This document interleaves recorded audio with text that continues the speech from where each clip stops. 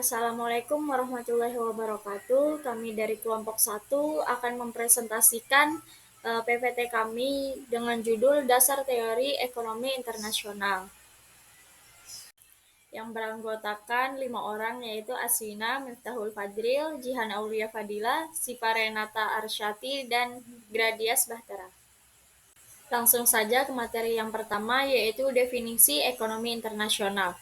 Jadi, ekonomi internasional itu secara sederhana dapat diartikan sebagai saling ketergantungan ekonomi antar negara-negara, di mana kondisi ekonomi suatu negara itu dapat mempengaruhi atau dipengaruhi oleh kondisi ekonomi negara lain.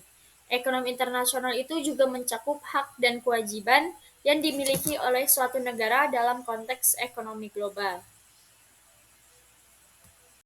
Selanjutnya, materi yang kedua yaitu permasalahan ekonomi internasional. Terdapat 4 permasalahan ekonomi internasional. Yang pertama itu nilai tukar. Yang kedua ada globalisasi ekonomi. Yang ketiga perdagangan internasional dan proteksionalisme. Dan yang terakhir itu ada ketidakpastian geopolitik. Nah, yang pertama ada nilai tukar. Jadi nilai tukar itu sangat berkolerasi dengan perubahan. Nilai tukar mata uang itu dapat berdampak besar pada perekonomian suatu negara, terutama yang bergantung pada ekspor. Lalu yang kedua itu globalisasi ekonomi. Globalisasi dapat membatasi kemandirian negara dalam menetapkan kebijakan ekonomi domestik karena harus mempertimbangkan dampak global seperti kebijakan tarif dan pajak. Lalu yang ketiga itu perdagangan internasional dan proteksionalisme. Perdagangan internasional merupakan aktivitas ekonomi dengan melakukan ekspor dan impor antar negara. Dan perdagangan internasional itu mempunyai tujuan meningkatkan standar hidup suatu negara.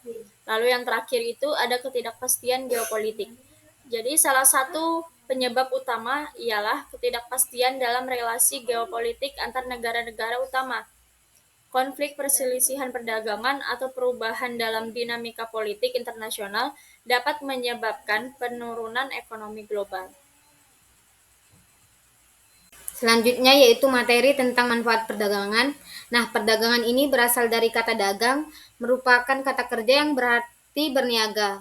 Pengertian niaga atau dagang yang aktivitas manusia dalam mempertukarkan sejenis barang dengan barang lain dari individu atau unit usaha lain. Nah, adapun manfaat dari perdagangan internasional, menurut Sadono Sukirno, perdagangan internasional memiliki beberapa manfaat. Di antaranya adalah yang pertama yaitu memperoleh barang-barang yang tidak bisa diproduksi di dalam negeri. Yang kedua yaitu mendapatkan keuntungan melalui spesialisasi. Yang ketiga yaitu memperluas pasar dan meningkatkan keuntungan. Dan yang terakhir yaitu mengadopsi teknologi modern.